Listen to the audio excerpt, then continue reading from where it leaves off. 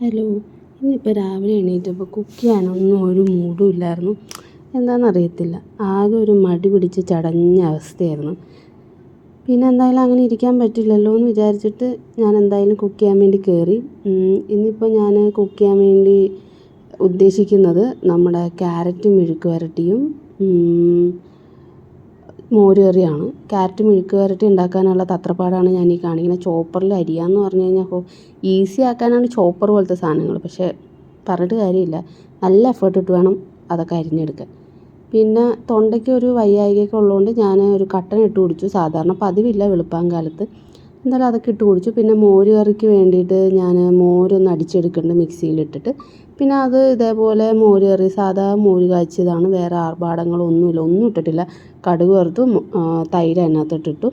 പിന്നെ നമ്മുടെ മെഴുക്ക് വരട്ടി, ക്യാരറ്റ് മെഴുക്ക് വരട്ടി, അതും സാധാരണ ഒരു കടുക് വറുത്തു, സവാള ഇട്ട് വഴറ്റി, എന്നിട്ട് ആ ക്യാരറ്റും കൂടി ഫൈനായിട്ട് ചോപ്പ് ചെയ്ത ക്യാരറ്റും കൂടി അതിനകത്തിട്ട്, അത്രേ ഉള്ളൂ.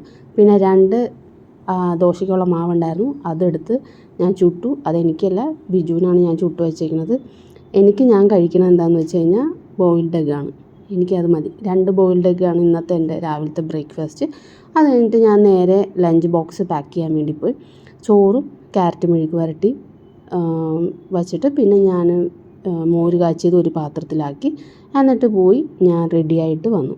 ഇതാണ് ഇന്നത്തെ എൻ്റെ ഔട്ട്ഫിറ്റ്. എൻ്റെ ഫിറ്റ് ചെക്ക് കണ്ടോളൂ. പിന്നെ അത് കഴിഞ്ഞിട്ട് ഞാൻ അതൊക്കെ എടുത്ത് എൻ്റെ ബാഗിനകത്ത് വെച്ചു.